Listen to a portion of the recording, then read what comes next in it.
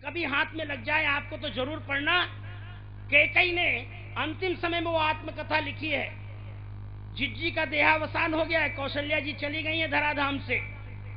सुमित्रा माता एक बार स्नान करते हुए उनका पैर फिसल गया स्नानागार में, पैर में चोट आ गई और कैकेयी बहुत अस्वस्थ है, लेकिन कैकेयी अपने मन का संताप दूर करना चाहती है और उसी बात को अविकल शब्दों से माता कैकेयी ने लिखा है।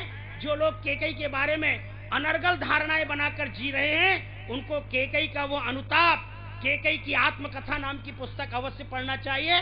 कभी मुझसे पूछ लेना, मैं प्रकाशक का नाम भी बता दूंगा, पुस्तक का नाम भी बता दूंगा, कहाँ मिलती है बता दूंगा। जरा इनको पढ़ो। भारत के इतिहास में जो घटनाएं घटती हैं वे घटनाएं भी परिस्थिति सापेक्ष जरूर होती हैं, लेकिन एक बहुत बड़ी शिक्षा हमको आपको देती हैं। आज बालाघाट में ये रुद्राभिषेक, ये यज्ञ की घटना, ये पार्थिव पूजन की घटना, ये राम कथा का आयोजन, ये निश्चित रूप से किसी प्रयोजन को लेकर ईश्वरीय विधान के अंतर्गत हो रही है। उसके लिए ये ऋषि परंपरा के संवाहक आदरणीय श्री कौशिक जी महाराज निमित्त बने हैं और हमको आपको यहाँ उपस्थित कराया है। हमारे सौभाग्य ने हम भी अपनी वाणी पवित्र करने के लिए आपके बीच में आए हुए हैं। पादौ पवित्रम यदि तीर्थ यात्रा, जहाँ यज्ञ होता है वो तीर्थ बनता है और ऐसे पवित्र तीर्थ में यज्ञ मंडप की परिक्रमा लगाना। आप आइए यहाँ, एक परिक्रमा लगाइए, 108 परिक्रमा लगाइए, 7 परिक्रमा लगाइए, 1000 परिक्रमा लगाइए, एक बहुत बड़ा लाभ आपको होने वाला है। ये जो 84 की परिक्रमा चल रही है ये कब तक चलने वाली है, इसका विराम कहाँ लगेगा हमको आपको पता नहीं है, लेकिन यहाँ आने के बाद हम कह सकते हैं कि हमने 84 की परिक्रमा में ये विराम लगा दिया है। यानि कानि च पापानि जन्मांतर कृतानि च तानि सर्वाणि नश्यन्तु प्रदक्षिणा पदे पदे।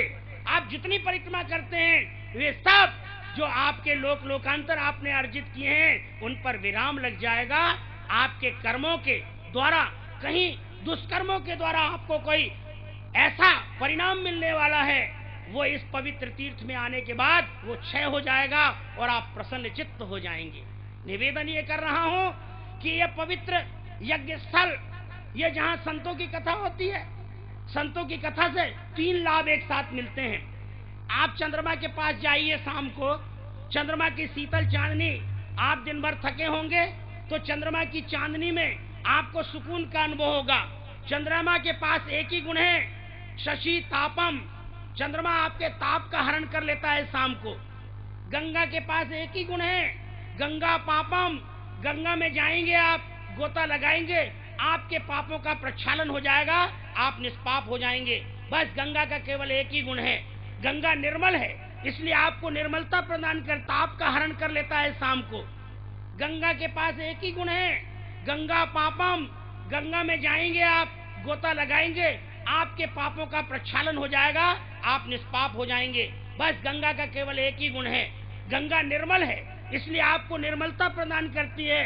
चंद्रमा शीतल है, इसलिए चंद्रमा की चांदनी आपको शीतलता प्रदान करती है। और कल्प वृक्ष केवल हमने सुना है, देखा नहीं है, ये स्वर्ग में चला गया कल्प वृक्ष।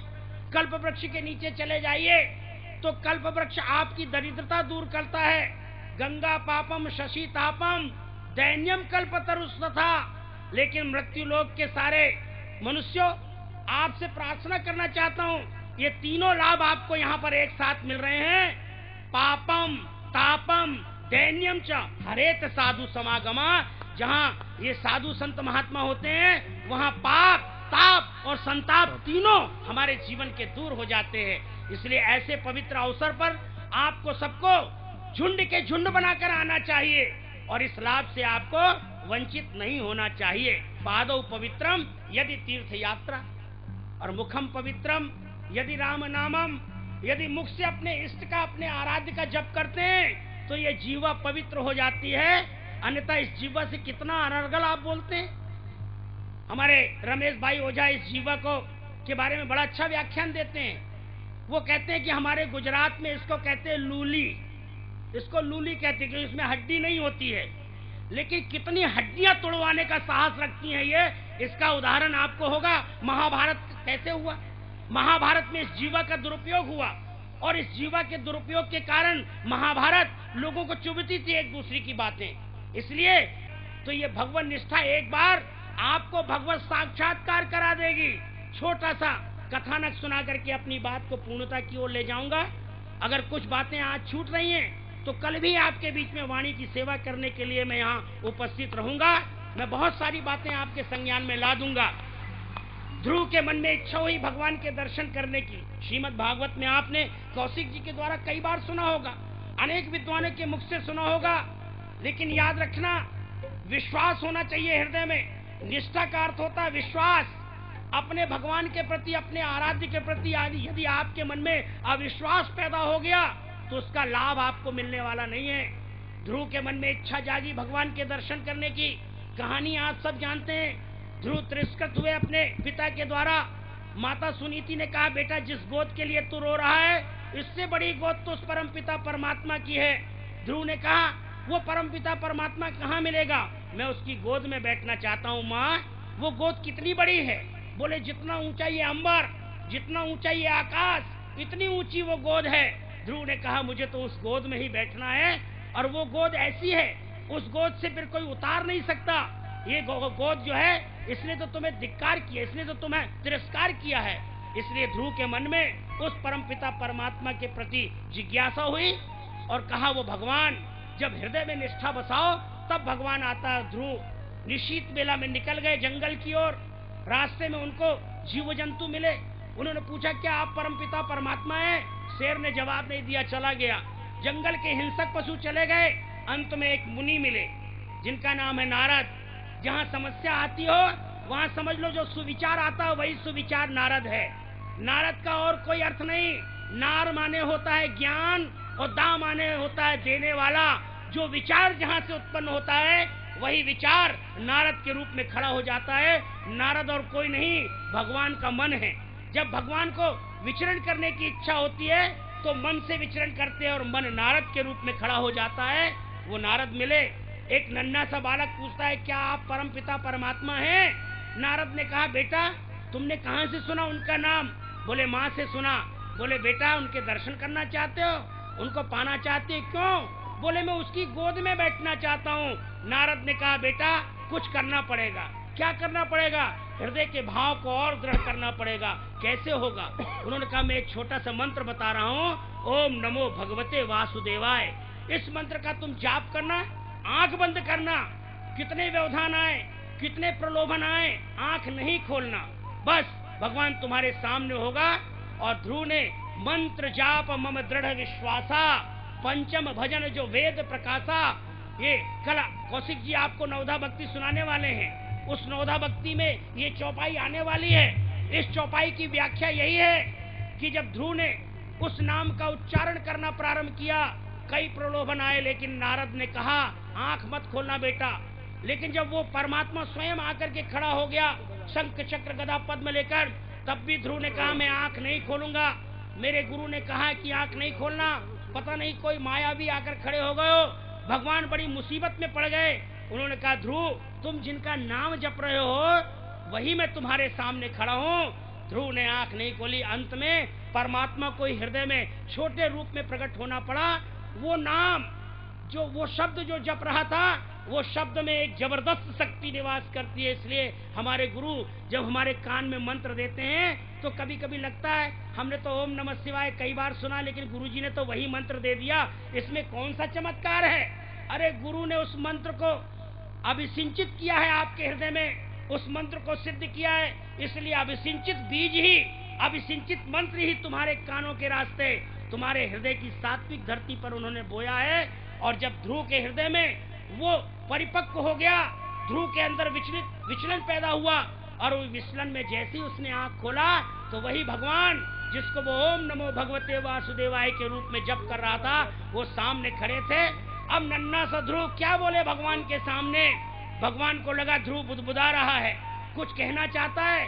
भगवान ने अपने शंख की मुद्रा उसके होठों पर छुआई, और जैसे शंख की मुद्रा गई, शंख बड़ा मुखर होता है, ध्रुव की वाणी मुखर हो गई।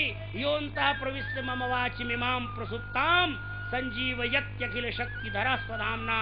इस प्रकार कह करके उसने परमात्मा को प्रणाम किया। हमारे आपके हृदय में भी वो परमात्मा की निष्ठा पैदा हो, तब हृदय की पवित्रता है। हृदय पवित्रम यदि ब्रह्म निष्ठा, परमात्मा की निष्ठा आपके हृदय में जमे। ये सारा आयोजन इसी बात की पुष्टि के लिए आपके बीच में हो रहा है। मुझे बताया गया था कि 3 बजे हम आरती करके और इस मंची कार्यक्रम का समापन करते हैं। रात्रि में रासलीला का आयोजन होता है, दिन में मंत्र, इसके बाद यज्ञ होगा, मंत्रों के द्वारा आहुति दी जाएंगे। मैं यज्ञ के 4 पक्ष होते हैं, कल यज्ञ की चर्चा आपके सामने करूंगा। और बहुत सारी बातें कभी कभी हमारे मुख से समसामयिक निकल जाती हैं, उन बातों को भी हमको सबको ध्यान में रखना चाहिए।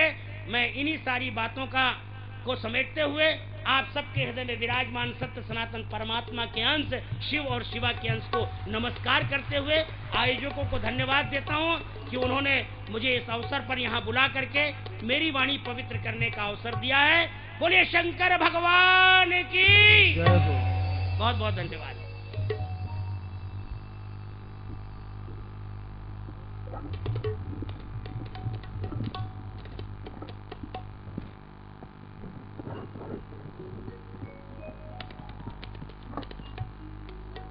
कुछ सूचनाएं हैं, थोड़ा ध्यान चाहूंगा। महाराज साहब ने, हमारे गुरुजन ने पूरे धारा प्रभाव में न केवल हमारा ज्ञानवर्धन किया, अपितु कल भी हमारे मध्य इस धर्म सभा में, इस राम कथा में अपने अंतर मन के भाव रखने का भी विषय आप तक रखा है। मैं आयोजन समिति की ओर से हमारे पूज्य महामंडलेश्वर जी का हम कभी भी धन्यवाद तो ज्ञापित कर ही नहीं सकते। उनका आशीर्वाद पूर्व से था, वर्तमान में है, भविष्य में रहेगा, यही मैं कह सकता हूं।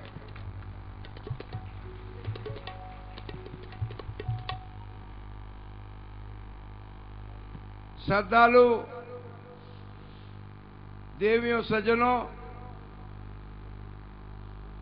10 तारीख से यह हमारी राम कथा निरंतर जारी है। आज भगवान शंकर की कृपा से वर्षा होना भी शुभ घड़ी है, लेकिन भगवान हमारे से परीक्षा नहीं लेते हैं, उसमें हमको सफल भी करते हैं। आसमान खुल गया। हर भला हर हर महादेव। अभी यज्ञशाला में आप पधारें, इससे पूर्व पुनः आपसे करबद्ध हाथ जोड़ के विनम्र निवेदन, आपसे आग्रह, जिन महान भाव ने, माता बहनों ने, श्रद्धालु भक्तों ने, देवियों ने, सज्जनों ने और हमारे आयोजन में लगे साथियों ने विगत दिवसों में यज्ञ में बैठकर आहुति दे दी है, वे कृपया अन्य लोगों को, अन्य भक्तों को समय दे, स्थान दें और उनके साथ सम्मिलित हैं ऐसा मान करके चलें, जिससे कि चूंकि 5 आहुति नहीं होती इस यज्ञ में, जिन्हें बैठना है पूरे पौन घंटा 1 घंटा बैठना है और अंतिम आहुति तक उठना नहीं है। कभी कभी बीच में उठ जाते हैं हमारे कई श्रद्धालु भक्त। इन्होंने पूरा तेल का इंतजाम हमारे यज्ञ के लिए किया है, जोरदार तालियां बजाइए। और इसके बाद हमारे झामन दास जी आप भी आए। इन्हीं के साथ साथ जो सहयोगी में सुरेश सचदेवा जी, घनश्याम दास जी चावला, अशोक जी बजाज, रमेश जी रंगलानी और हमारे वकील चंद जी खटवानी सहित सुरेश रंगलानी जी जो हमारे LIC के हमारे अधिकारी है, नारायण रंगलानी जी, राजकुमार राजू वाधवानी जी सहित हमारा पूरा पूज सिंधी पंचायत का एक हमारी माता बहने और पूरे समाज को मैं धन्यवाद देना चाहता हूं कि उन्होंने आज की भोजनशाला को संभाला है। कल का भोजन जय कुमार जी जैन, सकल जैन समाज के अध्यक्ष और हमारे सोहन जी वैद, ऋषभ चंद जी वैद, महेंद्र सिंह सुराना और सारे हमारे गौतम कोठारी जी, पन्नालाल जी कोठारी की ओर से कल का भोजन है, उन्हें भी मैं अग्रिम धन्यवाद देना चाहता हूं। और परसों का भोजन 17 तारीख का राजा भोज के वंशज पवार समाज की ओर से 17 तारीख का भोजन, उन्हें भी अग्रिम बधाई देना चाहता हूं। इस तरह से मैं पूज्य गुरुजी कौशिक जी महाराज के सानिध्य में, उनके मार्गदर्शन में, उनके संकल्प के अनुसार जो यह महायज्ञ हो रहा है, इस महायज्ञ में पधारे हुए सभी महानुभावों को एक और जानकारी देना चाहता हूं कि श्रीमती जनपद अध्यक्ष पुष्पा बिसेन जी, निरंजन बिसेन जी भी आके आशीर्वाद प्राप्त करें। हमने बालाघाट नगर में विशेष तौर से कुछ वार्डों को बुलाने का फैसला किया है, यज्ञशाला में, भोजनशाला में और इस भजन संध्या में, राम कथा में। आज ward number 3, ward number 4, ward number 5, ward number 6, ward number 7, ward number 8 और वार्ड नंबर 9 के लोगों को पृथक पृथक पत्रिका देकर के अभिनंदन, बहुत बहुत स्वागत। श्री राधेश्याम जी अग्रवाल औरंगाबाद वाले आरती के लिए मंच पर आ जाए। माइक क्यों नहीं चल रहा? हेलो, सभी आशीर्वाद लेके मंच खाली। Hello hello.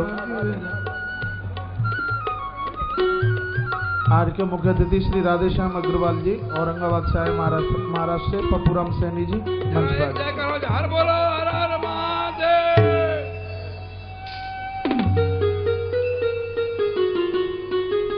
देखिए, एक छोटी सी सूचना सुनिए। इस भरी वर्षा में 2 माताओं ने एक थाल में 10,008 शिवलिंग बना करके तैयार किए हैं। ताली बजाइए। माता श्रीमती होरा जावरे और माता परिमला चीले ऐसी भरी वर्षा में एक थाल में 10,008 शिवलिंग बना करके तैयार किए। तालियों के साथ में खूब मान सुनाए। मंच को खाली करें, बाकी लोग सभी स्वागत कर लिया हो।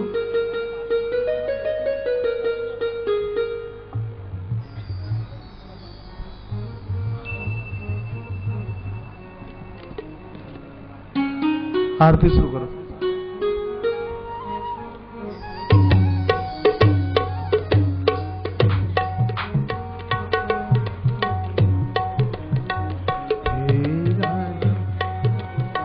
हे राजा राम तेरी आरती उतारो, हे राजा राम तेरी आरती उतारो, आरती उतारो तो तन मन वारू, आरती उतारू तो तन मन वारू। हे राजा राम तेरी आरती उतारू, हे राजा राम तेरी आरती उतार। कनक सिंहासन राजत जोरी, दशरथ नंदन जनक किशोरी, वाम भाग सो विस जग जननी, चरण विराजत है सुत अंजनी। हे राजा राम तेरी आरती उतारो, हे राजा राम तेरी आरती उतारो। चरणों से निकली गंगा प्यारी, बंधन करती दुनिया सारी। चरणों से निकली गंगा प्यारी, बंधन कर